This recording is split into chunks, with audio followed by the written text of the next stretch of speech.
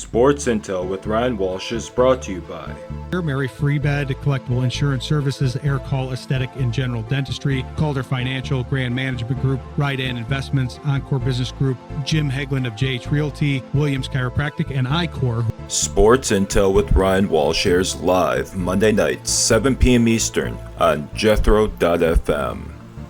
Sports Intel with Ryan Walsh. Stay informed and stay vigilant.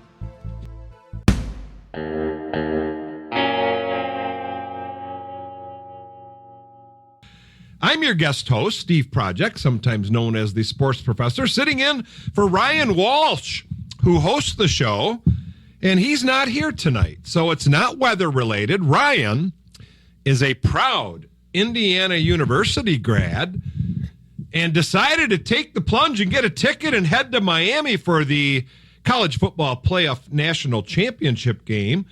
Joining us all the way from Miami, it's the host himself, Ryan Walsh. Welcome into the show. Steve, thanks for having me. Thanks for covering. You sound good on Sports Intel here. I appreciate you covering. And, I'm gathering some intel down in Miami, and it's loud in the background, so hopefully you can hear me. But I've been putting out some intel on our TikTok channel here, Sports Intel with Ryan Walsh, and I'll keep gathering here. The crowd's hyped, and it's a lot of Indiana fans, so it might even be over 50-50 here. We'll see when it fills out. Yeah, isn't that crazy? It doesn't seem fair. I mean, tip of the cap to Miami University for making it to the championship game in their host city. I mean, that just doesn't happen. And then if there's a sea of red from the Indiana Hoosiers fan, then so be it. That's a beautiful thing. I know. I thought it was going to be more of a home game, but I saw a comment online saying, well, Indiana bought the stadium. It's like, well, but it was a lot easier for Miami to come down here. You didn't have to have a flight from the snowy Midwest that you guys are dealing with right now. And so I would think there would be more Miami fans, but IU's representing well, and I think it'll be a good matchup. I'm a little worried about the point differential and the spread, as well as the over-under. You're more objective on this, Steve. What are you thinking about this game? Well, logic would tell you that Indiana should be favored. I don't think logic prevails in this thing. I think Miami's defense has spoken loud and clear that was the path for them to get to this CFP, College Football Playoff National Championship game. But Indiana has defied logic. They've defied logic all the way through the Big Ten season, which is really the Big 18, and through the playoffs, and now all the way. Who would have thought, Ryan? I mean, when you take a step back objectively, nobody would have bet that Indiana would blow out Oregon, I don't think.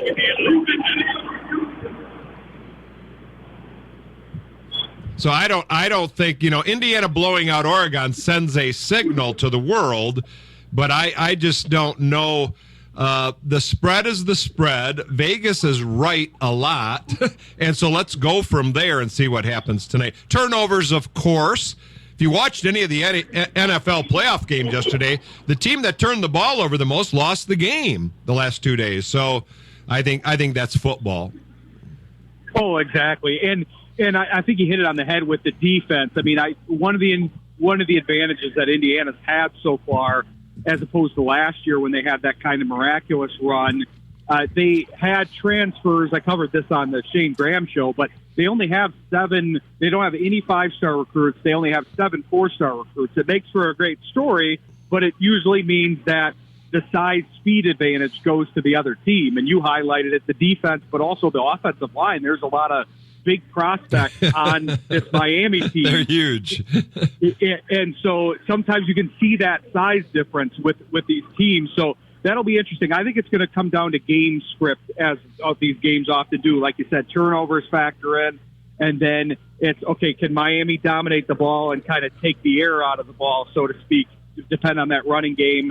But if you can force Carson Beck to throw a little bit more and Indiana can get an early lead like they have in these other games where they've been blowing the team out, the early lead, and then they take the air out of the ball, plus they still got Mendoza. So it'll be interesting, but I'm excited to be here, and I appreciate you you covering here because, you've got a good show lineup, and I'll try to be updating you guys as we go. Yeah. So it's the Hard Rock Cafe, Miami. It's the stadium, right?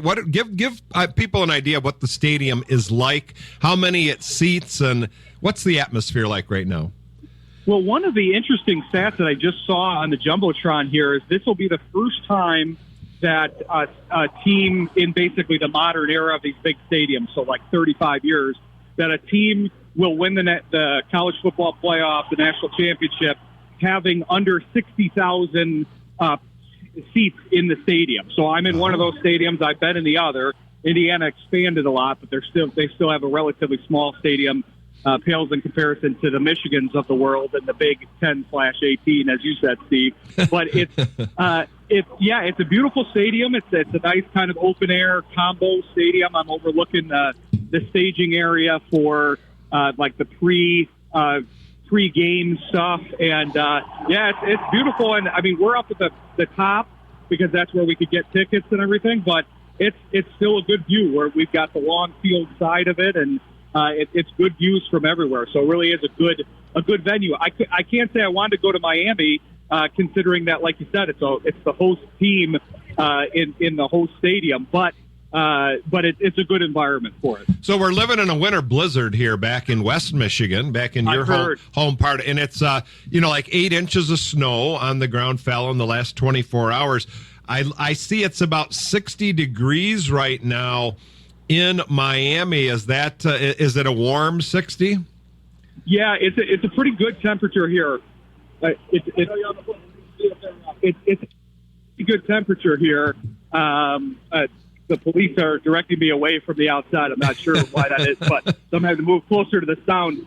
But yeah, it's a good temperature. I'm sorry, I don't want you guys to get jealous back there because I've been seeing pictures, and I'm glad you guys made it into the studio safely here. Well, there was 100-car pileup off of I-96 by Hudsonville, so not too far from the palatial Jethro Studios, and so people just did not slow down just a little bit. The amount of snowfall didn't help. They're having a hard time clearing it, and then but it's January in Grand Rapids, it's January in West Michigan, and that's what we get, and it's January in Miami, and that's what you get. You got a great game tonight. 2 veteran quarterbacks, Carson Beck, he of the NIL money king, and then Fernando Mendoza, a senior, graduating senior, played at the University of Cal and won the Heisman Trophy. So I just think I think the defenses are going to set the tone. Indiana came out of the box last week with the pick 6, and that sort of set the tone for the game against Dante Moore and the Oregon Ducks. And so I think their defense and Kurt Segnetti's defense never gets enough credit because I'm sure most people in West Michigan here couldn't name one Indiana defensive player. They'll know Fernando Mendoza because they're going to play the Fernando song anytime he does anything good. But those guys will come into prominence tonight in this game. We might have lost him. I got my producer Supreme D Money here, and Ryan was moved. Hear me? Oh, there we go. You're back. Go ahead, Ryan. But yeah, I think we're going to see a lot of these defenders in the draft. A lot of these players as a whole in the draft. But yeah, hopefully some of them will make their. We've got Ryan Walsh reporting from Hard Rock Stadium in Miami from Indiana University. It's hard, D-Money, to call the Hoosiers and not think of the movie Hoosiers, which was all about basketball. And go, Ryan, you're sort of cutting in and out. Maybe we'll let you go. And what do you got for one final salvo? Give me a score before you go. Yeah, I know I'm cutting out, so I'll let you take it from here, Steve, but I'll be updating you, and I appreciate you covering the show. All right, Ryan Walsh, all the way from Hard Rock Stadium in Miami. Big game tonight. It says kickoffs at 7:30, but I've seen 7:45 and seeing some other pregame things are going to go on. It's the Mary Freebed Sports and Tell Show presented by Collectible Insurance Services. I'm your guest host tonight, Steve Project, also known as the Sports Professor. So big game tonight, big NFL games yesterday and Saturday. You know, these NFL games on Saturday have been going on forever. And I didn't like it then, and I really don't like it now. I think the NFL should stay on Sunday. But they've been going on since my Cowboys played in the 1970s and 80s. So how do you not get crossover? What time do you start the games, though? The biggest reason they do that is so each game is its own so they thing. don't overlap. Yeah, even though they're on all different. They're on Fox, and they're on CBS, and they're on NBC. But, you got to stagger them. And like it's a bad take on my part because those games have been on Saturday forever. Well, I don't think it's a bad take. I'm just like, what would be the solution? We start like the NFL Europe at noon. Time? Yeah, well, start one at 9. Start one at 1, 4, 7, and 8. No, don't want them. They have them go over to Europe and play, and we could have and that might happen if the money is brought to the table. They might be in Saudi Arabia because the Saudis are going to bring money. I'll make a prediction that the WNBA, no, that's not the NFL, it's not college football, but it is an ever-growing popular league, is going to launch a women's pro basketball league that will preempt the WNBA's in their season. Here, I think the players are going to strike, and I think the Saudis will bring the money to the table, and I think you're going to see some competition that you wouldn't see in the NBA, you would never see in the NFL, you would never see in Major League Baseball. But on this women's side of things, you just might see a rival league pop up with big dollars and sort of rush the field on this women's sports thing because the WNBA, it could be hot. And to see what the Saudis did with golf, with the LIV thing, their viewership things, and nobody thought they'd be shown on TV. Well, they were shown on TV in America here and on the major networks around the world. And so they don't care about ratings. They don't care about a lot of things except having properties. And so keep an eye on that. That's just a prediction from the Sports Project here.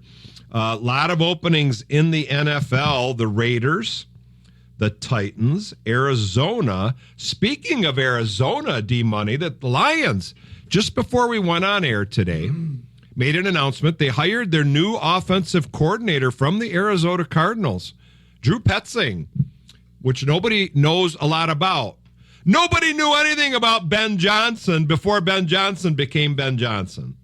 Nobody knew anything about Johnny Morton. Well, we sort of did because he was on the Lions staff. And then he went to Sean Payton. And after the Lions fired him, guess where he ended up? Back with Sean Payton on, the Denver Broncos heading on in the playoffs here. Another sickening injury. It doesn't make sense to me. It just doesn't make sense. Denver's starting quarterback goes down on one of the last plays of the game and breaks his ankle, hobbling off the field. He broke it in the play before that. And, he's not going to be able to play as we go forward here. And I just don't know why the injuries never stop. The Dolphins' job is open. The Giants hired John Harbaugh. The Atlanta Falcons, the Pittsburgh Steelers, Baltimore Ravens, and Cleveland Browns. Didn't the Falcons hire Stefanski? Yeah, they hired Stefanski. Kevin Stefanski from the Cleveland Browns. So he got hired right away. So all that stuff will start to, the dominoes will start to fall. The Lions get their guy, and we'll see. We won't know anything because this offense is Dan Campbell driven, and Drew Petzing's got to carry out the orders. Like Ben Johnson was a lowly assistant, was a quarterback's coach, wasn't even an assistant offensive coordinator. Anthony Lynn, if you remember when Dan Campbell started, was the perfect hire as the offensive veteran guy, ex-head coach, perfect, and it was terrible.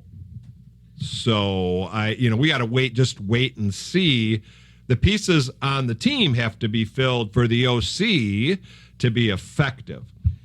The Miami Dolphins actually hired a coach today. Who'd they Jeff pick? Hafley from the Green Bay Packers. Oh, they took Hafley. They're one of their assistants there. So that's a new blood thing, not a retread coach coming in. Mike McCarthy's name has popped up as a candidate to be a head coach. Maybe for the Steelers? I don't think Steelers have always gone young and always gone for the 20-year guy. They've had 3 coaches in the last 50 years. Did you see that the Bills fired their coach today? Did you mention that? Sean McDermott. He might be a good candidate too. Yeah, he's a good coach. He just he didn't get it done. They lost a tight game. You can't turn the ball over. Even when you have Superman at quarterback, there's 2 Supermans in the NFL.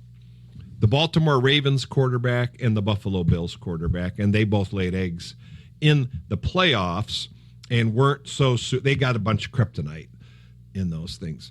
So it's it's the Mary Freebed Sports and Tell show presented by Collectible Insurance Services. Coming up next, he's the head of the West Michigan Sports Commission since 2007. Mike Guswiler coming up next right here on Sports and Tell. I'm your guest host, Steve Project, also known as the Sports Professor.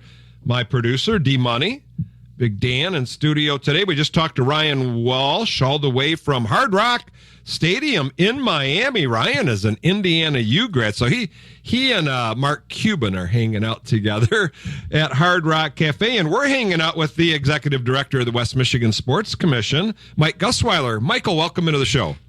Steve, thanks so much. Appreciate being on the show, and you're pulling double duty. So it's always good to speak to you. You like to work. I like to work. Ryan likes to play. He's over at Hard Rock, man. It's got 60,000 people. It's a smaller stadium than what normally hosts. It's so amazing when your team gets to go and play on that kind of level. Western Michigan hockey got a chance to go to the national championship last year. I did not go, but one of my best friends, Bill Sprague, ended up going, and it was just sort of a mind-blowing experience. I got a chance to see the Row the Boat Broncos play at AT&T Stadium in Dallas, and that was with the biggest and greatest big screen in the stadium on earth, and 75,000 people were at that one. But this is for the national title. This is a whole different level of excitement. So Ryan's going to have the time of his life as an alum. Well, and that's the power of sport, right, Steve? I mean, especially when your team can be in it. But there's millions of people watching this game, and that's awesome for Ryan. I'm nowhere near as exciting. I'm in my basement calling you from there, so we all got to do our thing. And I'm excited for them because it's a different kind of exhilaration, and they got the national championship sort of staring them in the face, and then now they got a game to play. And as we saw in those NFL games, nothing's guaranteed in football. Is that like the craziest NFL playoff season we've ever had? Oh yeah, and it's great to see. I think there's more to see yet. We saw the Broncos game go down to the wire, and then heard QB's got a broken ankle. So when they were the early on favorites, now who knows? It's a toss up. So anything can happen. That was towards the end of the game. I didn't see the play that it happened on. I think it was their last possession, and he limped off the field and tried to keep his teammates away from him because he set him up for the field goal. And he broke his ankle. Yeah, and bow neck. So those injuries on that level just make me sick. I just don't know the answer. Never seen this many injuries of all kinds at all positions too. Let's talk about the Sports Commission and I talked to Julie Shields Cullen. She liked that. I put her maiden name in there. And you've got the Meyer State Winter Games kicking off, and she previewed all of that. Let's talk about the Sports Commission. Yeah, happy to, Steve. Hard to believe we're in our 19th year. Still doing great things to bring visitors in our community and bring their pocketbooks with them, right, and those dollars. So we had another great year in 2025. We do, our metrics at the end of the year and send out a press release and just talk about it. And it was a solid year. Some measurables didn't hit the year prior to. We had some cancellations. But even with that, so we had some cancellations at the Meyer Sports Complex. But with that, we did more hotel room nights, meaning we had more teams from out of town. Oh, wow. So there's always some positives that you can pull from the year. But $83.5 million of estimated visitor spending is nothing to sneeze at. Wow, and that's the reason why Peter Secchia 20 years ago, because he worked on it, probably 23 years ago, worked on this concept to try to get it set up with the with Kent County, with the county, and with the city, and with maybe with some state money. And lo and behold, it got launched. What year was that? 2007 or 6? So end of 2006, it was officially formed as a 501c3. 2007, they began the national search process. I joined them end of May, beginning of June of 2007. Yeah, I remember it well. Can you believe, Mike, that 19 years have gone by? It's just shocking. I mean, it doesn't seem like anything's changed. It seems like you just started. You know what I mean? I mean, to me, I've known you through the whole process, and it just, we got to be careful where these years are going. It's like crazy. But how many? $90 million of economic impact? Well, 83.5, so a solid year. Last year, I think we did 90 million, so down a little bit because we, didn't have the 112 events we had last year, I should say 2024, because we're in a new year. But again, a solid year. Our big event that we, kind of our all hands on deck was a pretty special one. You mentioned this show is sponsored by Mary Free Bed. Well, they were a partner of ours in hosting Move United, the Hartford Nationals. That's the largest adaptive sports competition in the country for youth and adults. So it was great to see the families and the athletes and to hear their stories, but see what sport really can do to break barriers. Yeah, and it's a great thing. You got a big luncheon, your annual luncheon coming up. You want to talk about that a little bit? Yeah, our annual luncheon's always been that report back to the community. We started out in year one, just kind of tell the community who we were. Had Tom Izzo, was a sellout, of course, and with the help of the aforementioned Peter Secchia, it just really got us rolling and got people to believe in what we're doing. And each year we've just had great success with additional speakers. We've had the likes of Brady Hoke and Kirk Cousins, Kirk Gibson, really just some great names out there in the sports world that are connected to Michigan or our area. And unfortunately, COVID put a halt on that, kind of had to regroup a little bit, went back at it. We brought Tom Izzo back, and he, of course, did another great job. He loved the Grand Rapids area. Yeah. The last luncheon we held was another rock star, Steve Eiserman. And, just was incredible to have him. He's just an incredible person, very personable. And then we tried to hit a home run, and everybody was after the Lions, and we jumped on that bandwagon, and we just couldn't land, the coach or the general manager or even the owner. Dan Campbell, especially coming off that 15-2 season, even now he's a little more controversial because it would be a headliner. Everybody. I don't think anyone wants to see him do play calling next year. Is my belief. But all these people are crazy. For us who've been in this market our whole lives, to have 4 winning years in a row, is just unheard of for Detroit Lions. And then Bob Trimble's my good friend in Pittsburgh, and he's on the warpath against Mike Tomlin.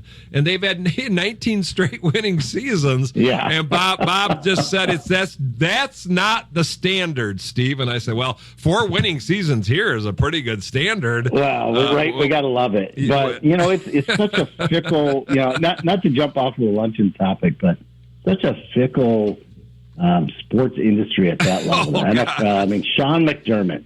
Incredible coach, has gotten them to the playoffs. But, I think the writing was on the wall if he didn't make the Super Bowl. Tough things. But getting back to the luncheon, we pivoted. We found just an awesome speaker. I'm so excited to to personally meet him, Dr. James Dixon. And he's got an incredible story. He's a motivational speaker out on the circuit and really used sports to lift himself up. And now he's kind of doing it for others. But he had a challenge with his right leg when he was young.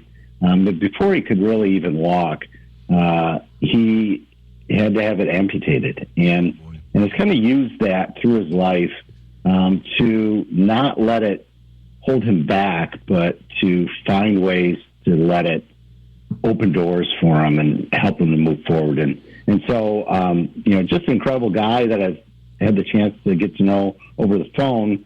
So it's really playing off of our work with Mary Free Bed Wheelchair and Adaptive Sports, the great work that they do in the community, and bring this speaker in to really talk about the power of sport for all. There's just so many benefits that come from sport. Win or lose, it's not so much about that. It's just being competitive and good sportsmanship. Yeah, all the lessons of sport. This guy would give anything to play sports again. And you know what I mean? And I think a lot of people out there would give, and that's why they become such great fans, rabid fans.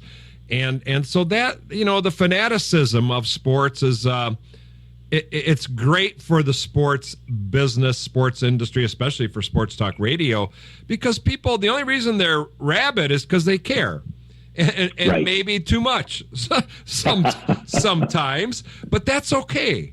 You know what I mean? Because they don't have a voice in it. They want a voice in it. Now with social media, everybody's got a voice in it. So it's, I don't know. It's okay because they're rabid and they might say the wrong thing and they're not as eloquent as Mike Guswiler and they might say it wrong. Right. But then they're forgiven and they move on, and people get these blips to be able to voice their opinion and then it goes away. You know what I mean? It's not to be taken personally, but the messages from somebody like James Dixon slows us all down a bit because I think one of the biggest things that we're guilty of in the United States is taking a lot of stuff for granted. For sure. And almost everything for granted. And this guy is going to tell a story and sort of stop you in your tracks a little bit.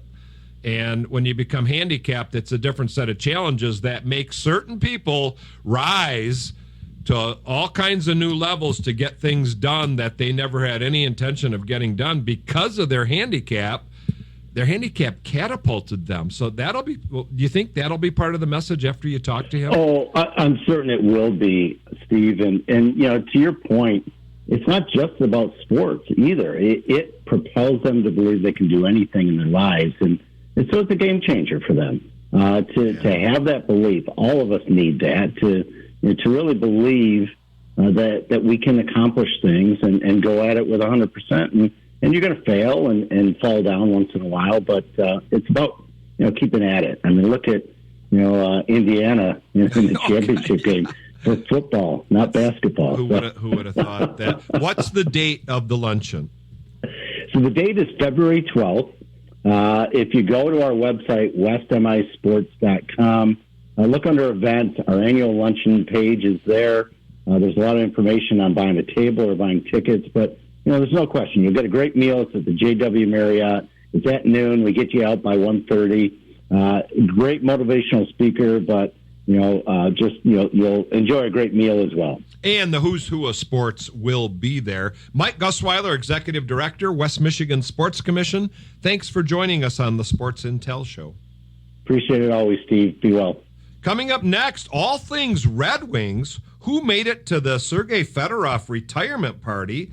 Evan Sabourin did. He'll join us next right here on Sports Intel. I'm your host, Steve Project, also known as the sports professor at Davenport University here in Grand Rapids, Michigan. Joining me from the Flying Octopus podcast, Evan Sabourin. Welcome into the show. Hi, Steve. Thanks for having me. I really appreciate it. So where are you located? And talk a little bit about the Flying Octopus podcast. Well, this might shock you, but I'm located out in Los Angeles. There we go. I work out in sports media out here. The Flying Octopus podcast is something I always wanted to start. I was born and raised in Detroit. Oh, there we go. I've been out here for the last 25 years working in sports media. And, yeah, I found a couple of writers that I really liked, and Tony Wolak and Devin Little from the Hockey Writers. And we got together and we said, hey, man, let's do this. Something we always wanted to do. And, yeah, we love talking Red Wings hockey. We love giving news updates and sharing opinions. And it's just kind of a passion project for all three of us. So people turned into a little more. Go ahead. Just turned into a little more than we thought it would, so it's been a pretty fun ride. Well, where can people find you on social media then? Okay, well, you can follow us on Twitter at Flying Octopod. We're also on YouTube at The Flying Octopod. And, yeah, we have shorts and everything all around. We do a lot of collaboration with Hockeytown West podcast. They're in Grand Rapids with Brandon Cook, Nick Harrington, and Travis Foch. So, yeah, we're all around. We're all around the social media. Well, that's a lot. I tell kids, I'm a professor at Davenport University in sport management, and these kids are always trying to figure out a way. How do I get started in the business? And I said, well, you just got to go and volunteer and stick your nose in a lot of places and extend your hand to as many people as you can, telling them what your goals are. I had a goal of starting a radio show back in the year 2000. I found the file the other day. And no takers for a lot of years. No, I put out proposals, traditional radio. Nobody was looking for content that way. Nobody was looking for programming. And then I had a drink at a bar with some lifelong friends. And we know somebody who owns a small radio station that's looking for programming. And then here we are going into our 10th year. No, our ninth year. Our ninth year. I don't want to get ahead of myself, but we've been going for 9 years. And it's just been accepted. So just start it, right? A podcast, just get going, start it, and then build on it for these young. Don't keep thinking about it, because now you don't need to get on traditional media. You can go right to the podcast world and or YouTube and get on there and just get going. So congratulations on that. So I started the show with, who in the heck had the chance to see the retirement of number 91 Sergei Fedorov? And you did, right? Yeah, it was an amazing experience, and I think the Red Wings organization handled it very, very well. Sergei was probably the player that made me fall in love with hockey as a young fan growing up in Plymouth, Michigan, and always said to myself, if and when the Red Wings do, because for a long time there was speculation that didn't know if it was going to happen, because Sergei had there were some issues with management towards the end of his Red Wings career, and they weren't really sure if his jersey was going to go to the rafters. And, eventually it came around this year. So, yeah, I had to come home for it. Amazing experience all around. The city of Detroit, they really, really embraced it. I think the one thing we talked about on my show, and I think the best part about the whole situation there for me was seeing that generation of fans that grew up in the 90s, and then now seeing them there with their children sharing, that experience of what it was like being a Red Wings fans during their heyday of those great runs. And Sergei was such a magical player, probably one of the greatest in Red Wings history. And so to see his number get retired was pretty fascinating. He was, Sergei wasn't the most outgoing or vocal player back in his days, but you couldn't wipe the smile off his face all weekend seeing him there, and especially at the LCA.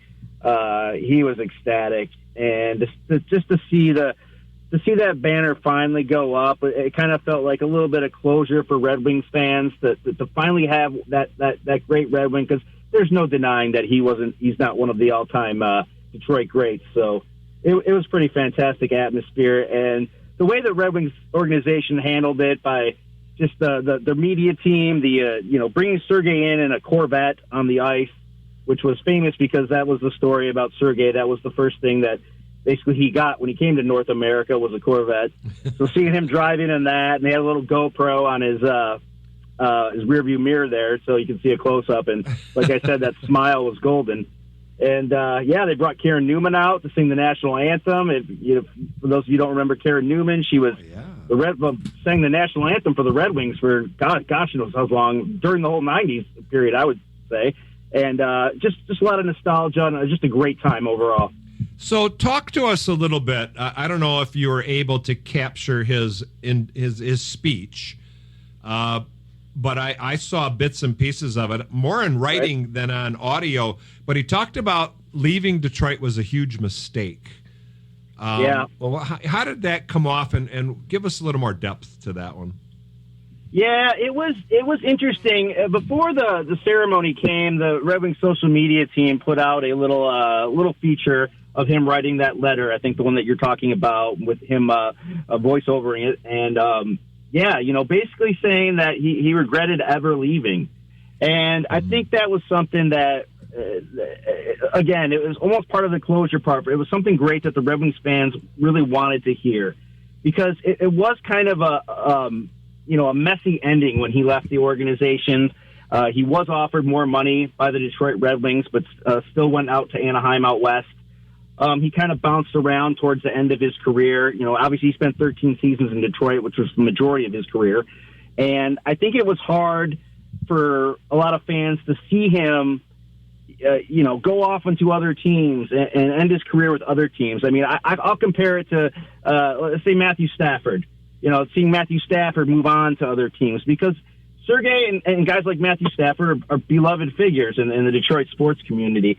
And so he said that in the social media thing, and then he did say it in front of the LCA fans. And, again, it was something special, and it kind of felt like, at the same time they're welcoming Sergei back to the organization. And I think that's what a lot of people at some point want, because we know that the Detroit Red Wings are a family-oriented organization. They like to keep their players in with within the coaching, within management. You have Draper, Yzerman, all these guys. And I think one day it kind of felt like maybe there's hope one day that Sergei can come back and work for the organization in some capacity, even if it's like a Nicholas Lidstrom kind of scouting role or whatever it is. But I think it just felt good to have Sergei back, to have number 91 back. And it was a magical moment. I'd have to say that. I think a lot of these legendary pro athletes. I got a chance to work with Shaquille O'Neal when he was with the Orlando Magic, and he talks now in post-retirement about looking backwards, and one of the biggest mistakes he ever made was leaving the Orlando Magic, because these guys, there's only a few athletes who get a chance to spend their entire career with one team and go to become famous with one team. And it's hard to earn that. You know what I mean? I mean, free agency's in there. If you're a superstar, you got a chance to evaluate a lot of different money offers. Okay. But the ones who are able to stay for 20 years with one team, like Al Kaline with the Detroit Tigers, or Alan Trammell and Lou Whitaker with the Detroit Tigers, or Isaiah Thomas with the Pistons, Steve Yzerman with the Red Wings. The list. There's only there's only a handful of those who are able to do that.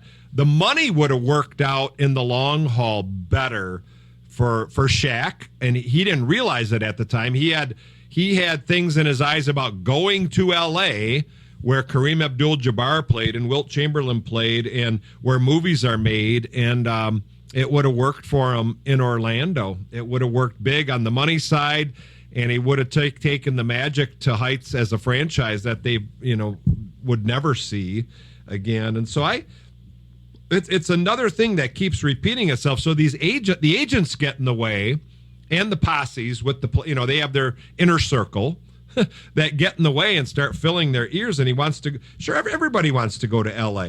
You know what I mean?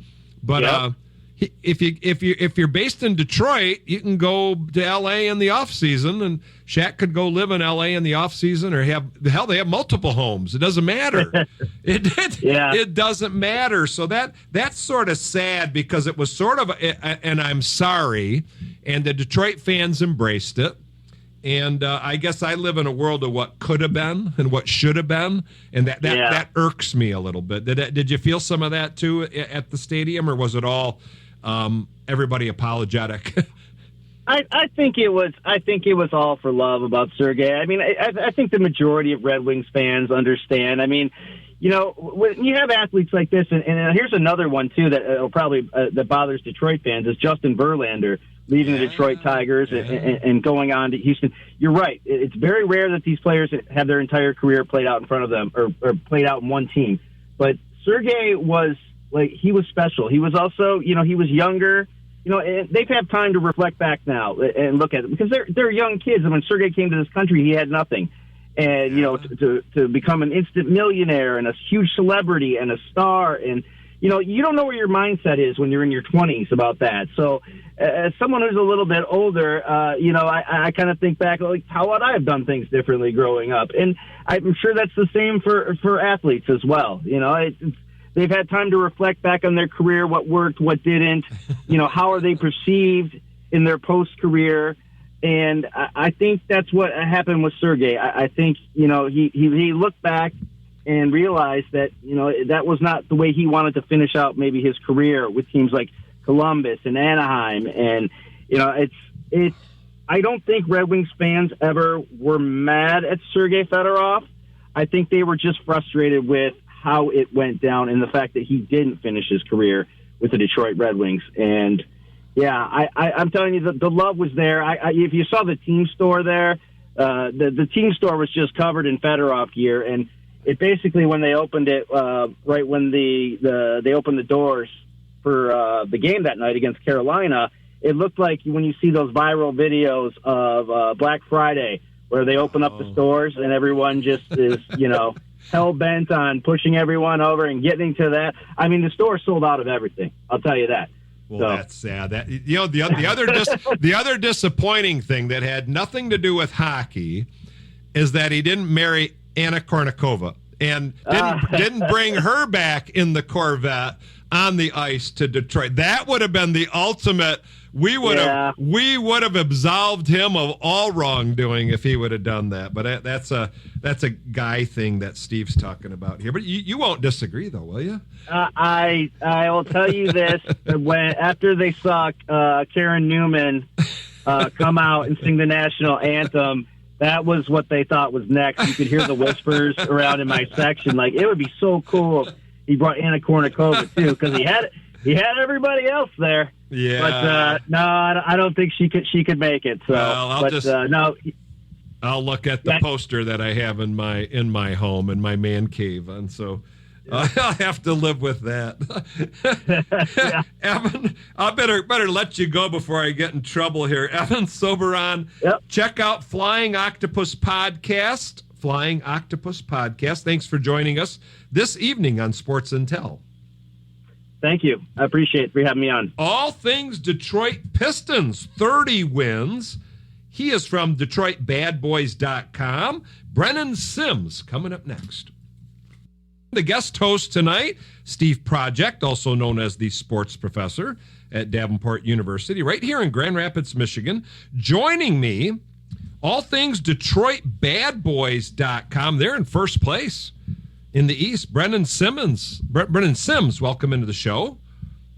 Appreciate you having me. Thank you. What do you think about these? Why is social media speculating about the Pistons having to make a big trade? Give me your take on it.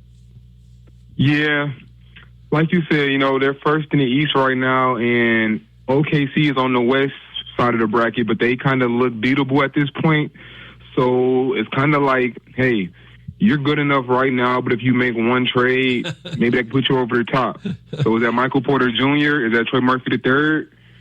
One of those guys could be a key piece, but do you really want to give up that much right now this early with this team being so young? So it's kind of a tough decision right now. Yeah, I'm not worried about if they got Michael Porter Jr., who I like a lot. I think he's, I don't think he's a great.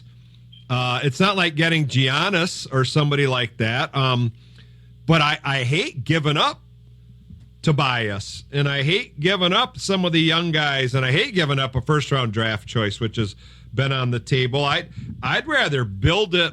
All these Detroit teams here are building it from the inside out. You know what I mean? They're building it through the draft. They're building it through free agents. They're building it young, which means low contracts, which means it's really sustainable. And so, what are they, 30-10? They're sitting pretty good. They got great leadership. Cade Cunningham just announced as a starter in the NBA All-Star game. So that's a big jump, don't you think? I mean, we all take him for granted, but he's gone into the elite category now. Yeah, I just used to hate the conversations around his name during the losing streak because to me, it was always clear he was a good player. At the minimum, at least good. I always thought he could be all-star, MVP level, but he's finally putting it together.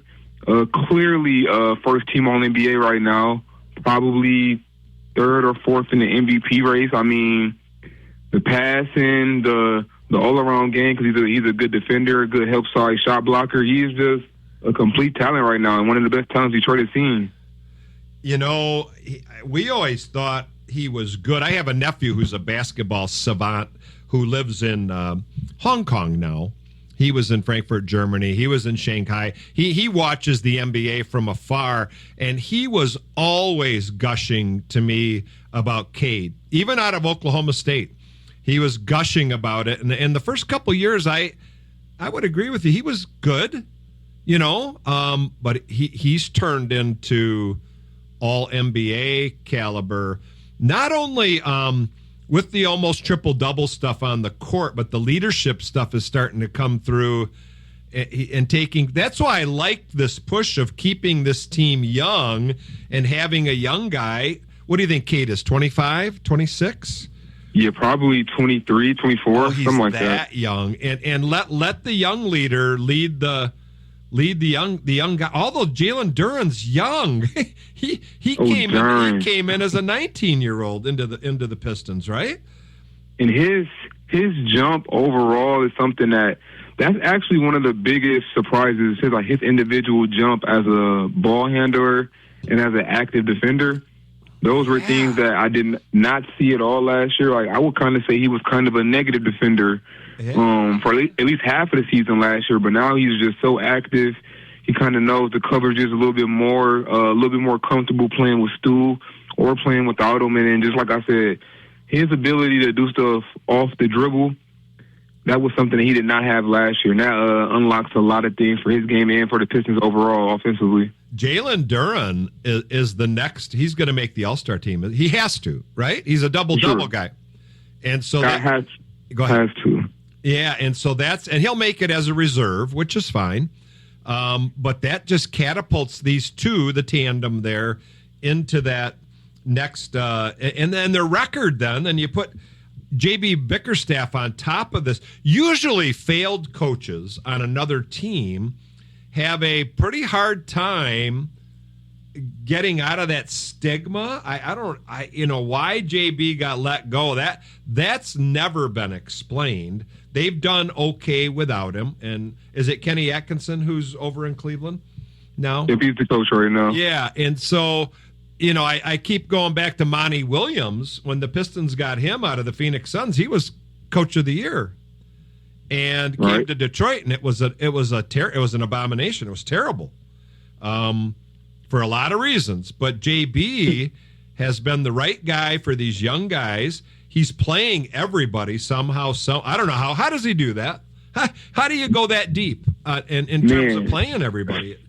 It's such a tough job that he has, because that's another thing with the Pistons that's kind of surprising is how deep they are. Like you said, the emergence of Dennis Jenkins and Javonte Green was a great pickup. Ron Holland is still growing, and those are just like the scrappy junkyard dogs. But JB's ability to cultivate this culture of like defense matters has been so important.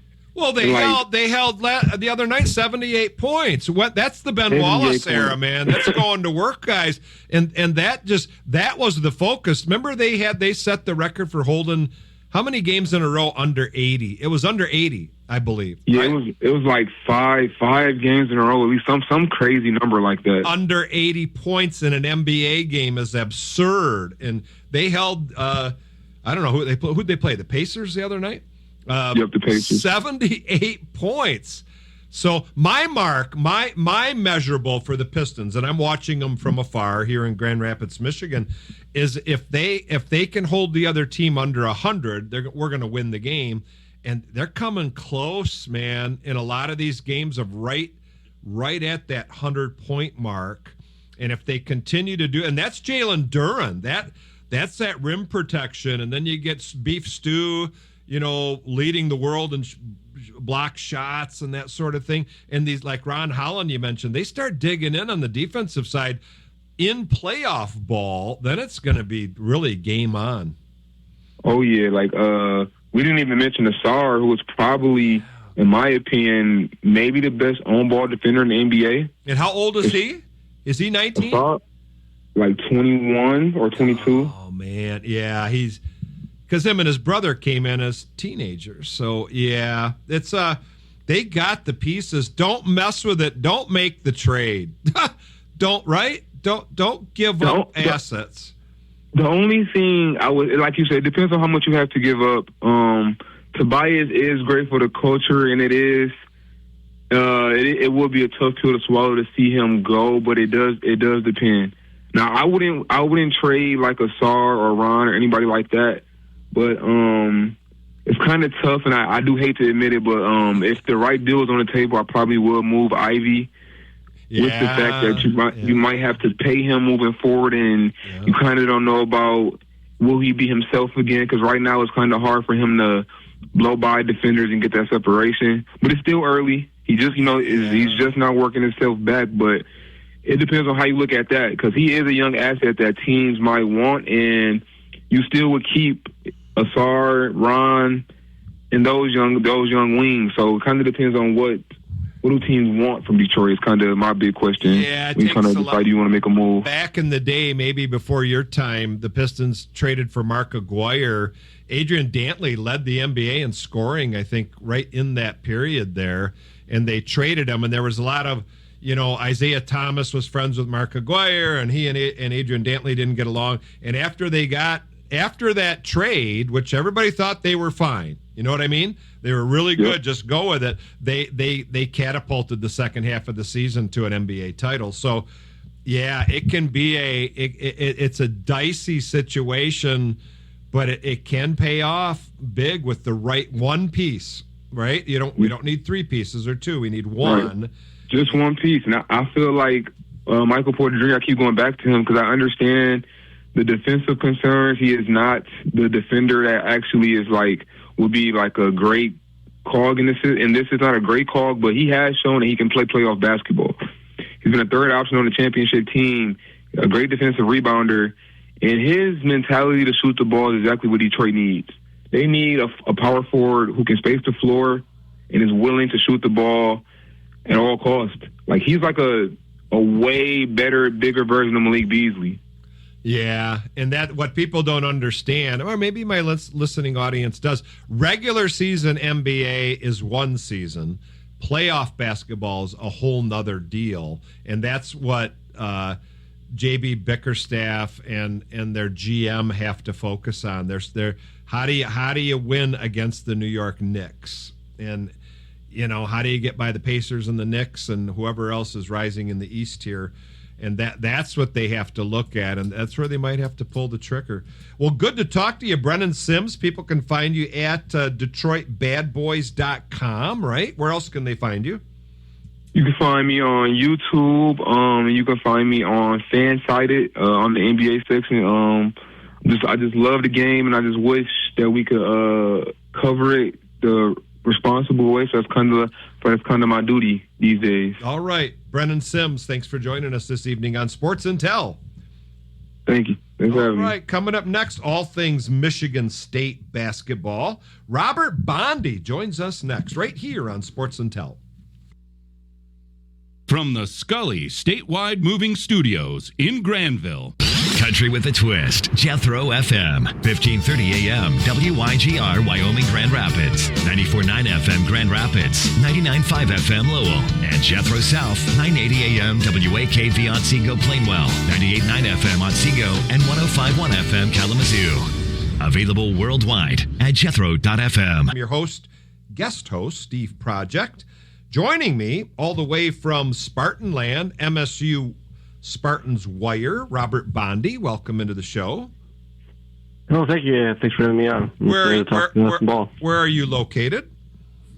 Just actually, ironically, just north of Ann Arbor, in Wolverines country. I'm originally from Ann Arbor, but I'm now in Whitmore Lake, if you know where that is, just north of. Sure, that's okay. Got to stay close to the enemy.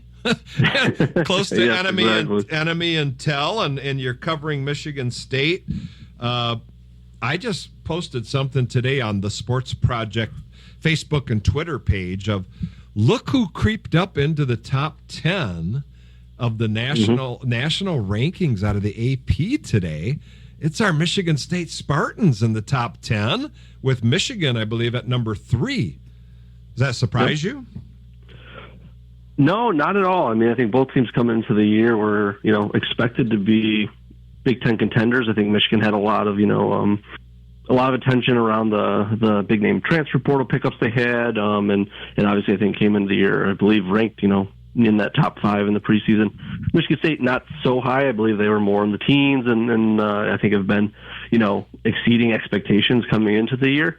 But with what we've seen, after the fast start and really continued success since then, they, look like a top 10 team. There's obviously some areas that they can improve, and there's maybe some flaws in their game that could prevent them potentially from being a elite, true championship contender. But, they do the one thing really well that, they say you need to win championships, and that's play defense. So, I'm not surprised to see both teams in the top 10. I would be probably surprised if we don't see them, if we see them not in the top 10, or at least not floating around the top 10 by the time we hit March, because they've both proven to this point in the year that, they belong, and they are going to probably stay there. Yeah, and it's such a long season, and Izzo is always, it's not how you start. He's not afraid to lose games early. He's not afraid to play tough games early, and Michigan had a pretty decent schedule so far and prevailed for the most part. So I can't wait for the build-up when those two, when do they meet, in like late January here? Yeah, so it'll be a week from Friday, I believe. I know we're already, to the back half of January, and it's either the last day in January, but I know it's next Friday. Michigan State will host them first, and then they play in Ann Arbor at Chrysler in, I think, the season finale, that final Sunday of the regular season. So it's as you said, building up to what should be a top 10 game next week.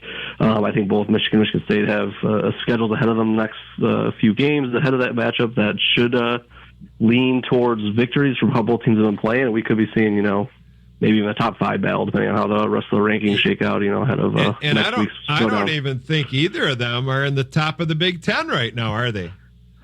Well, that's true. And Nebraska, I think, is your top team, and Purdue's up there too. I'm not sure Purdue's lost a game yet as far as Big Ten standings go.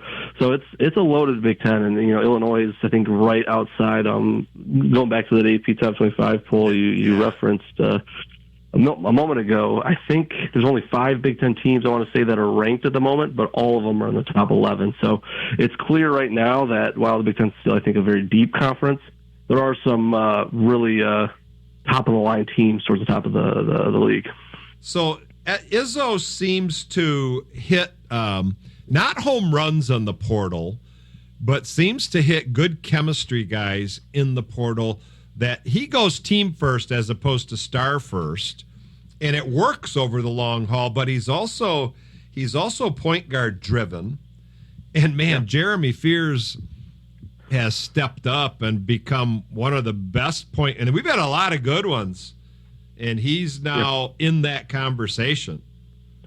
He really is. And when he came in, he was a McDonald's All-American, so I think expectations clearly were high on him as a 5-star prospect, but I don't know if anyone saw this kind of jump this year from him. He's always been very good at managing the offense, dishing out the assists. I think he's, always been one of the top assists, at least last year and then this year, one of the top assist guys in the Big Ten, and low turnovers too. So it's a great assist to turnover ratio. But what we've really seen this season is the progression of his full offensive game by actually, putting the ball in the hoop, right? So there's still, I think, some areas he needs to improve when you talk about maybe his jump shot or his 3-point shot.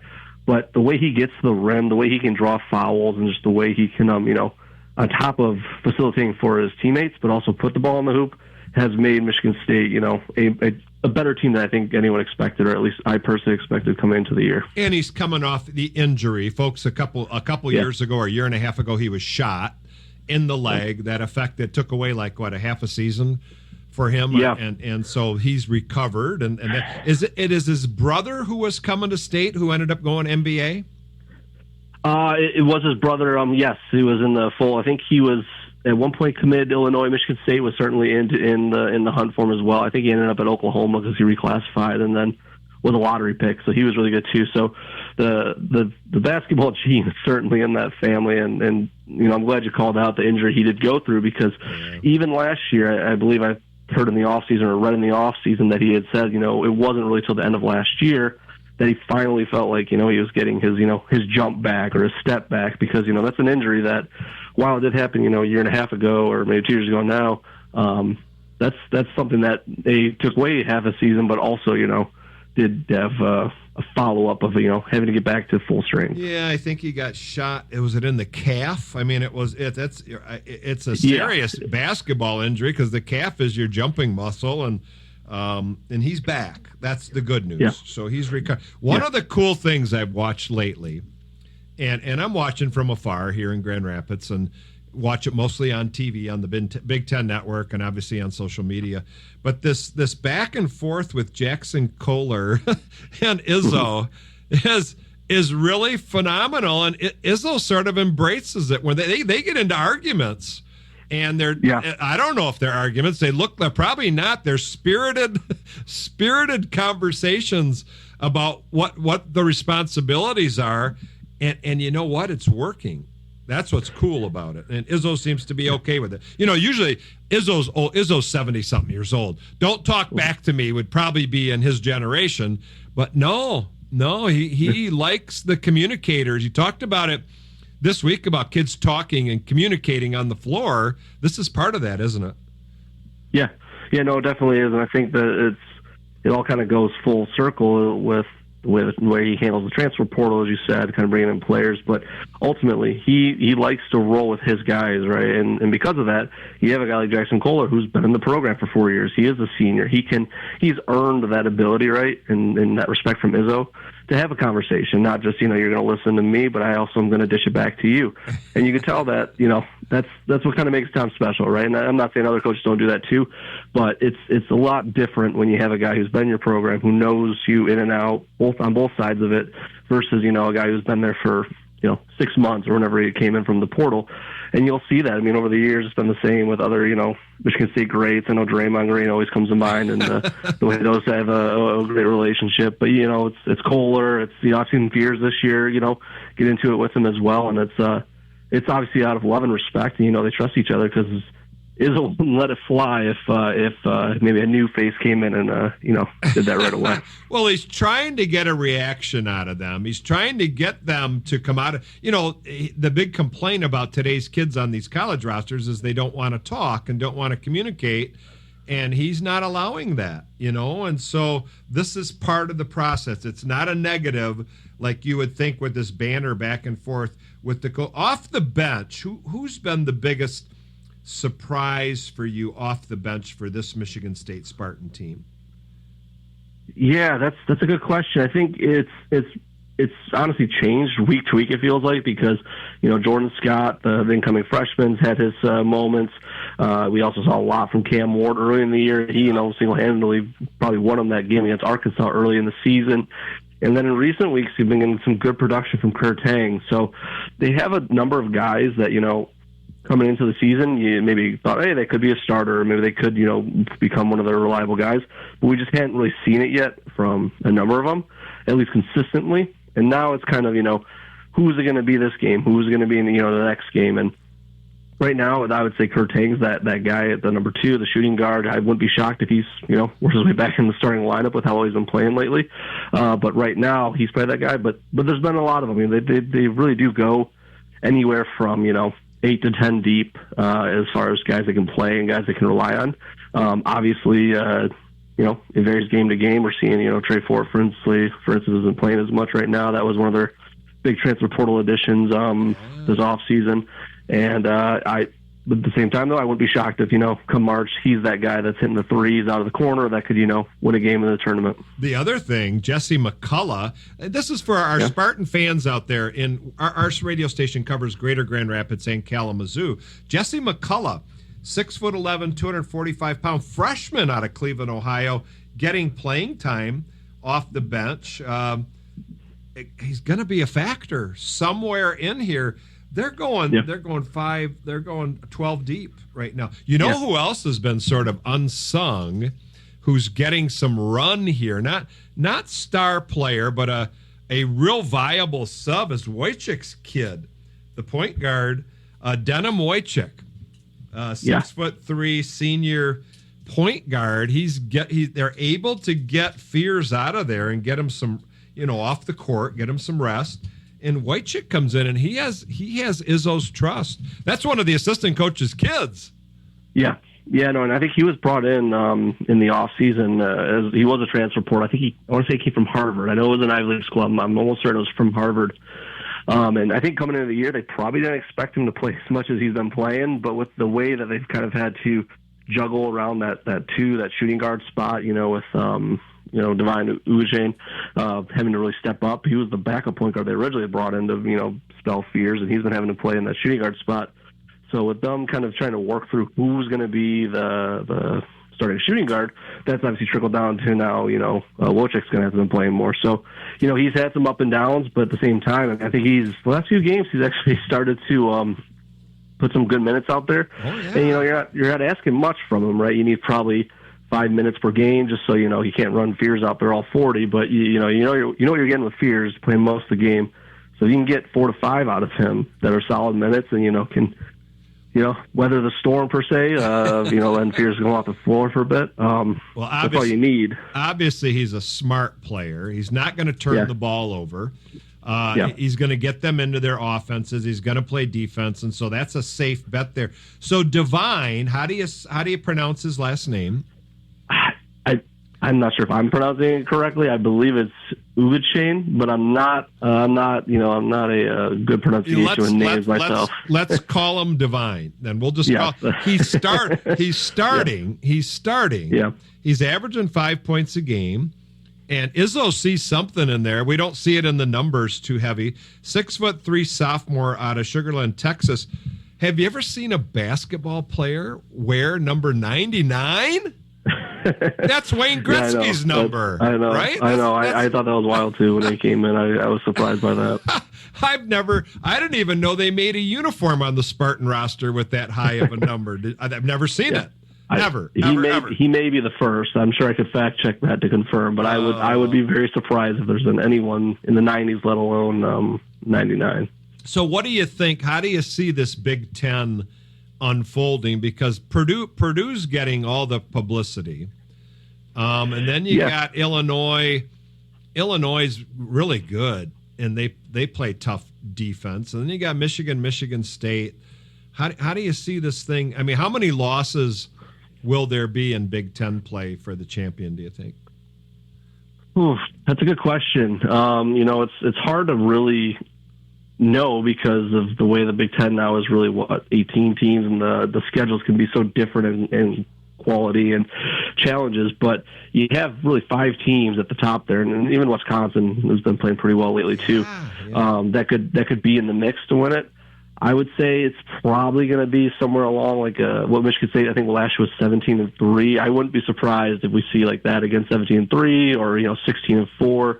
Because quite frankly, I find it hard to picture Purdue or Michigan losing more than 3 games. And again, it's going to be one of those situations where, and Nebraska too for that matter. I mean, Nebraska's been great so far this year, but it's going to be tough to see those teams lose amount of games. Because I mean, sure you may lose a road game, but it's going to be tough to beat Michigan, 3 times this year. It's going to be tough to beat Purdue 3 times this year. So I would say it's going to be somewhere in that, probably 16-4 might get you a share of it if we have a split the top, maybe a 17-3 like we saw from Michigan State last year wins it. On my read is I still think Michigan's been, I know they've been kind of looking a little more, I'll say, human, less Superman type team the last few games, and I think they've actually started to not win every game by 40. but they still look like a pretty darn good team. They're just very well rounded. But if it's me, if I had to pick, I'd say either Michigan or Purdue is probably my pick at the moment.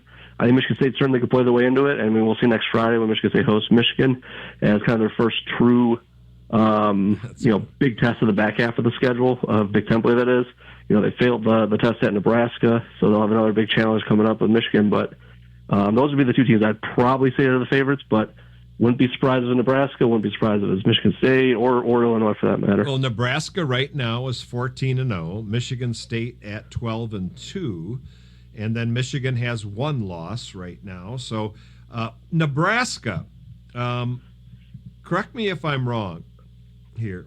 Sam Hoiberg, wasn't he a Spartan? Wasn't he on the Michigan State roster a couple years ago or no? There's two Hoibergs. There was one that played for Michigan State, and obviously this is one who plays for Nebraska now. The one who plays for Nebraska now, if that's Sam, he is not. He never played at Michigan State. Okay, he was always at Nebraska. His so brother both are obviously. It was his brother then who played at Michigan State. And Hoiberg had open heart surgery. The coach. Yes. And he was the Iowa State coach right before that, and he was an NBA player. And Izzo loves him, and Izzo loves Sam Hoiberg. And he loved the other Hoiberg on his team because he was just that consummate teammate guy. Didn't get a ton of minutes. Are the games really good when Barry Sanders' kid gets in the game? Typically, no. That's a sign that Michigan State has put the game away. But a Nick fan Sanders, favorite, though, right? Yes. Oh, yes. Of course. Well, it's just like when a few years ago, Steven Izzo, right, was Tom's son. Was whenever he came in the game, the fans were always excited because the game was typically out of hand at that point, but also they always wanted to see him find the bucket. So now it's Nick Sanders, Barry's son. Like in my era, we used to light up Victory cigars. Now it's when you put in Barry Sanders' kid. That's the time to celebrate. But it's Barry Sanders' kid, 5'11", 185 pounds. Barry was 5'8", 205 pounds. And he's athletic as heck, though. He gets up on the rim and dunks and all that stuff. But he went to Michigan State to play basketball and wanted to play for Tom Izzo. So that's like this team really intrigues me because I think it's sustainable because of the chemistry thing, and that's an Izzo built thing. Where Michigan might struggle a little bit with all those moving parts of the transfer portal guys getting in and out of sync. And so that'll be interesting. Next Friday we'll tell the tale. Not this Friday, but next Friday at MSU. And that's going to be a national spotlight classic. No, it will. I agree 100% with what you're saying that, these teams that are built through the portal, while they may have star power and they may have the flashiness and quite frankly may be very good, like Michigan is, you do wonder when we get to March or late February and we get even, like you said, next Friday night in a hostile Breslin Center because that place will be bouncing. Do you if you haven't been through it together before, how do you react to it? And, Michigan certainly has played some road games and played some tough games already, so it won't be their first time on the road. But I would be shocked if this group has played a more tougher environment than what they'll get at the Breslin next week. And, if they come in and they hit their shots and they, come away with a big win on the road, then that will probably silence a lot of doubt of, is this team connected or is this team going to be good enough to win it all? Because that would be a marquee win. And if Michigan State can win that game, it'll show that, hey, maybe their ceiling's a little higher than I personally think, and maybe the nation at this point. That would be an opportunity for Michigan State to say, hey, we're not just, a Sweet 16 or Elite 8 team. We're Final Four. We're a national title contender. So I'm counting down the days to it. Obviously, we can't, look over the next few games. I think they got Oregon tomorrow night. They got a game against Maryland, and then I think road trip to Rutgers ahead of that battle with Michigan next Friday. But, Michigan State will probably be double-digit favorites in all three of those games, if not, still heavily favored. They take care of business. We're looking at a monster matchup next week. And Michigan has got Indiana next Tuesday at home, Ohio State at home, and then Nebraska on that Tuesday, the 27th, and Michigan State on the 30th. So that'll tell a lot about that U of M team before they come into East Lansing. That game will be on Fox TV on a Friday night at 8 p.m. That's replacing football. That's like really cool. Friday night. That's like really cool. So yeah, no, that'll be a fun one. And I honestly I hadn't looked at the Michigan schedule too far ahead, but that Nebraska game that Tuesday before could, that'll be a monster challenge for them too. So that combined with the road trip to Michigan State, they have a tough week ahead of them, and maybe that'll benefit the Spartans on Friday night if Nebraska can wear them down a little bit earlier in the week. It's going to really be interesting to see if Nebraska can sustain. Well, they're undefeated, so they're sustaining it already. Yeah. It's like crazy good, man. It's like Miami. Miami of Ohio out of the Mid-American Conference is like 18-0 right now, and they're just telling the national voters, don't blame us for being in the MAC. We're 18-0. So give us our our props. And so undefeated. It doesn't lie. Very hard in the 2000s. Especially the 2020s, for anybody to go undefeated in any sport right now because of the portal and because of how things have transpired with building rosters. That's unbelievable. That's really unbelievable. So keep an eye on Nebraska, undefeated. If you're a sports fan, keep an eye on Miami of Ohio at 18-0. How did they play 18 games already? Man, I don't know how they got. I think they're way up there. I think I just saw that today. So. Yeah, no, that sounds about right. I think Michigan State's 16-2, so they played 18 as well. There we go. So it does. They all kind of do. It's funny because the way the college football schedule is. Right now we have the Indiana-Miami national championship game going on in mid-January. You almost kind of forget about college basketball because football. It's too late. So much, They got to move it. They want to move the finals to January 1 and then work the schedule backwards into August and maybe take the conference championship games out of there, because they're going to eventually go to the best 12 teams. It's not going to stay at 12. So it's going to be they'll get to 24. And they're going to take the best teams and put them in the tournament. And go from there. So, are you watching? Am I taking you away from the football game right now? No, you're not. You're not at all. I have it on the background. I saw that Indiana was winning, but I have not. 3-0. Really locked in. 3-0 with 2 minutes and 27 seconds to go. Miami has the ball, 3rd and 10 at their own 26. So it's turned into a defensive struggle, which keeps Miami in the ball game because Indiana's so good on offense. But not today. Carson Beck 2 for 6 for 9 yards. Fernando Mendoza 6 for 9 for 62 yards. So neither team's running the ball. A lot of punts on both sides, field position. So it's turning into I was just shocked. Number one, I can't say Indiana Hoosiers and think football. I just can't because that says basketball all over it. And I just can't believe they blew out Oregon because Oregon was so damn good. And they made them look really pedestrian. So obviously a lot of talent with a lot of guys from James Madison, a sprinkle of Notre Dame guys, more transfer. What do you like the transfer portal for your business for let's say Big Ten basketball? Maybe you can expand it to all sports in general, but do you like the portal action or is it aggravating? As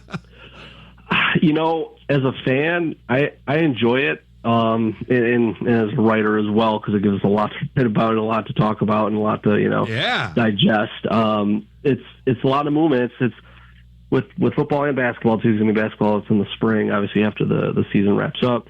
But it reminds me a lot of the NBA free agency in the summer, right? And that's always kind of a big deal of it's a full year round sport because you have so much movement. And, you get to go add this guy and then you add this guy and whatever. But my also down deep college football, let's just say heart also, it pains me that you see a guy, you develop a guy, and then all of a sudden he's going to your rival, for instance, down the street. So it's kind of a double-edged sword because I love it for the movement. You can turn around a program quicker. You can in Michigan State's instance, right? They could go from being, a team that hasn't been in a bowl game in 4 years to who knows if they hit in the portal, they could be, pretty darn good next year. But it also does kind of, sucked in the same ways that, you're losing your best receiver, Nick Marsh, to Indiana, who's, playing for the national championship right now, or, you lost your running back. He's at the game. Nick Marsh is at the damn game in Miami. It's like, that's, makes you sick. It's wild. It's wild. So it's like, and he earned his way out, though. He gave us two good years, played injured, and it was going downhill. And so he's an elite, he's an NFL wide receiver, and he deserved. I should be a traditionalist, and I like it for the players if they want an opportunity somewhere else to be able to do that. And so I like that. I mean, I think it's fair to the players, and that's been lost in the shuffle over the last couple decades. No, I totally agree. And I think the big thing, too, that a lot of people get upset about is all the money being thrown around. And I'd ask you, or I would say to anyone, anytime someone brings that up, I say, well, do you realize how much money these universities and programs are making off these players before they got paid? It's actually what they're making is just a drop in the bucket when you hear that, the Big Ten schools signed a $2 billion contract with Fox a couple of years ago, and each school is making over hundreds of $1 million out of it. So, it's really, to me, I'm happy the players get paid now. I'm happy they have the ability to move. Now, I wish there was a little bit more structure to it because, for instance, it was on Friday, I think, when the portal was about to close, we saw Duke lose their starting quarterback, right? Right at the 11th hour. Yep, right? Yep. Final hour. He had said it like a week before, I believe, or put a video out, hey, I'm coming back. Yep. And then, the rumor is that it's Miami who is, struck out on all of their options in the portal, and now they're like, last hour, we're going to go steal a conference rival's quarterback for tampering. So, I mean, I don't blame the kid. Go get more money. You deserve it. You go do what's going to help you out, your family out, but it does kind of, suck for those fans of Duke now because, A, you lost your starting quarterback who's pretty darn good, and then, B, you don't really have a way to go find a new one because it's in the last hour right at the portal closing. So it's a double-edged sword, really. Yeah, it left him in a bind. I think he had his NIL deal sealed with Duke and everything, and then a better deal came along. The bad thing is that Duke didn't get a chance just before the portal closed to get one to replace him. So that's the game, and that's the ugly side of it. You could argue Carson Beck going to Miami was a little under the table. Nothing's under the table. Everything's above the table. So he went to – who would have thought a Georgia guy would go to Miami? I mean, why? Georgia, you're going to get there with Georgia. But no, they got options. So that's the beauty of it. And we'll see where it goes. 3-0. Indiana's 4th and 10 at their own 27 and have to punt. And it's the end of the first quarter. So that not the first half, first quarter. So we're good. Good game. End of the first quarter. A lot of stuff happens in second quarters. A lot of stuff happens in second quarter. I don't think it'll be. What do you have a score prediction for this game or no? Well, I did think it was going to be low scoring. Right. I didn't. I think the over/under was 46, 47 for those who were betting it. So I thought it was going to be on the underside just because. Unless Miami, makes some critical mistakes, Indiana, has done a really good job of forcing, like you mentioned, that Oregon game last week. If Miami plays a relatively clean game, their defensive line and offensive line is good enough to keep them in it. So I kind of thought it was going to be, 23-17, 23-20 kind of game. And we're looking at it right now. If I had to pick, I know we're in the middle of the game right now, I still lean Indiana. But this, I will say, this is the type of tempo or the type of game that Miami wanted to play, right? Miami leans on you, and they're gonna the way that offensive line's built and the mindset that team has, they're gonna lean on you, kind of like what Michigan football was like a couple years ago when they won their title, and then eventually in that third, fourth quarter they pop one. So it's gonna, this is exactly I think the script Miami had for the game. We'll see if they can get enough offense mustered up though, because Indiana's defense is no joke either. And, we're picking quarterbacks. I'm taking Mendoza over Carson Beck. Not that Carson Beck's, chopped liver, but I would rather have the Heisman winner over Beck. So it'll be interesting. I'm just glad it's close. I feared that we could see Indiana come out and it's, 14-0 after the first quarter, and it's like, well, I don't even need to watch the rest of the game. I was hoping we would get a good game at the minimum. That Oregon game got up to like 24-0 really fast, and that was like, holy cow. So Michigan State men's basketball will play tomorrow night, Tuesday night, at 9 o'clock on Fox Sports 1 out in Oregon. In Michigan State, ranked number 10 in the country right now. Robert Bondy covering everything for the sport. Where can people find you on social media? So I'm just Robert Bondy 5 on X or Twitter, formerly known as Twitter. So you can find me on that. I occasionally will post stories or thoughts on that or retweet things that I agree with. But and then I do write, like you said, for Spartans Wire. You can always find our work at SpartansWire.com. How can people subscribe to that? So we do have an online subscription. If you come to the site, I believe in the top right corner is where it used to be. There's a button you can subscribe, and then you'll get the email blast daily. So that always brings in all of our content. But we're a site that is always posting new things, opinion pieces, breaking news, etc. Right? So it's always updated. There's always something, whether it's football, hockey, basketball. Obviously, Michigan hockey is off to a great start this year too. So.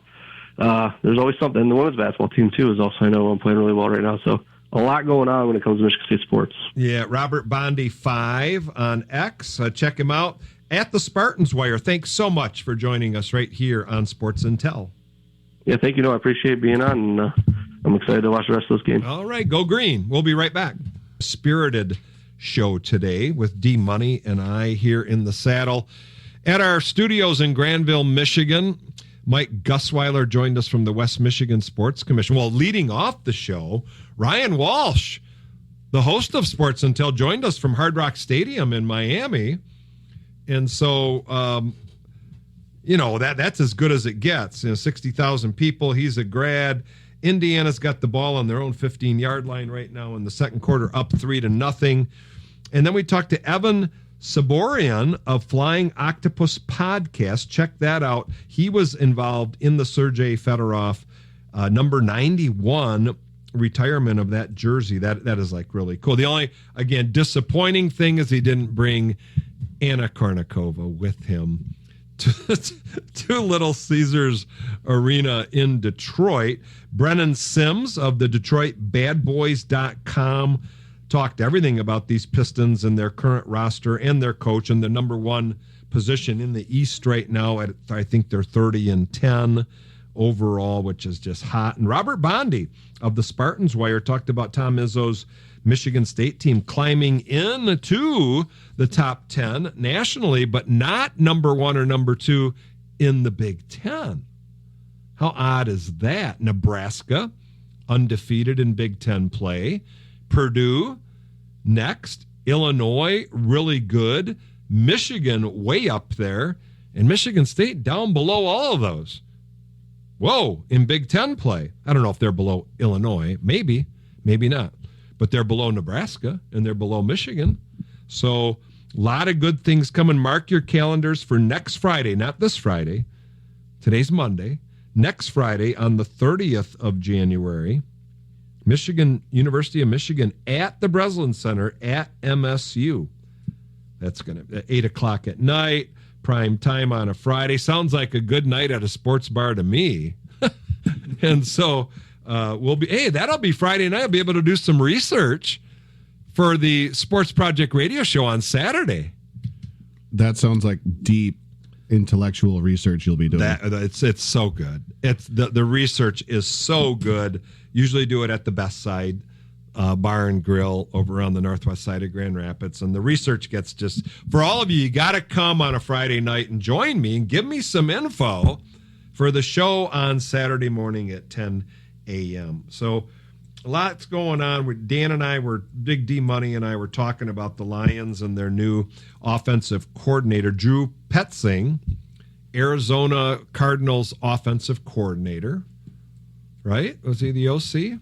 Yeah, he was the OC for the last 3 years. Yeah, and so he was with the good-looking coach, the head coach who got fired. Jonathan Gannon from Eagles, Gannon, yeah. And so good stuff. Drew Petzing is, D-Money filled me in, best friends with Ben Johnson, former OC, new head coach of the Chicago Bears. They were in each other's weddings. for whatever that's worth, Danny. Yeah, I don't know what it does with football, but they work together and they have a high mutual respect. And where did they work? Do you know where they work together? Well, I guess maybe they worked, but they crossed paths a while back because they know each other good enough to be in each other's weddings. Yeah, and I mean they come from similar trees and stuff, so yeah, they have a lot of background. They're football dudes, so this guy's got to be a good dude. Arizona is a terrible organization with a not too good team and a really short quarterback who Dan's got on his fantasy team. Not anymore. And so we'll see these offensive. Nobody knew who Ben Johnson was at all before Dan Campbell had to take over the play calling for Anthony Lynn and then sort of groom Ben Johnson to be a quarterback's coach and then into that offensive coordinator situation. And so, but it all depends back on the Lions have to retool. Who would have thought we'd have to retool the offensive line? Who would have thought that? I mean, that was the strength. Got to retool the whole thing, especially if Taylor Decker decides to retire, which it does feel like. Yeah. Well, I was just going to touch on an earlier point. Ben Johnson and Drew Petzing started their college careers together as graduate assistants, their coaching careers. So they were Boston College. They were probably in the same apartment together, making zero money and doing everything for those head coaches. And so, yeah, that's good. They go way back. Is it a sexy hire? What did everybody want? Mike McDaniel. Mike McDaniel, he's not gonna be an OC, I don't think. I think he's gonna get one of these head coaching positions because there's just too many open right now. I don't get why he's a hot commodity on the head coaching scenario. I understand that his potential as an OC coming off of a sort of a disaster in Miami. Yeah, I think what I've read the most is a number of these teams want to switch from a defensive coach to a more offensive-minded coach. And he's that. And when he has the players, he has produced, but there's too many injuries in Miami this past year. And the Lions have to retool that offensive line. The key thing that the Lions lost this year, and all you out there are going to think I'm crazy before we take a break here, is when they lost Sam Laporta, that hurt hurt the blocking on the edge for the run game. It hurt Goff having the ability to have him as a check down guy. He was really money as a check down tight end. And then Brock Wright got hurt. And then it was all these guys off the practice squad coming in to fill out. So the tight end position in Ben Johnson's offense was huge yesterday. And the tight end in the Lions offense is huge. And now we've got our two top tight ends out with some major, Laporta's back injury and a fusion thing on a disc is not good for a football player. Not good at all. So let's see what the Lions do at the center position. It looks like they're in the market for a free agent center. Looks like they got to address this tight end scenario. They got to address the David Montgomery situation. Always have to address the defensive backs. The top two safeties in the league out with injuries. One an Achilles injury that's like a career killer, Brian Branch. And then the mystery knee injury with Kirby Joseph. Kirby Joseph might be chronic. Might be one of those that he wants to be able to walk at age 50 and not have a knee replacement. So they got a lot of holes right now, which worry me more than the offensive coordinator situation. It's the Sports and Tell show.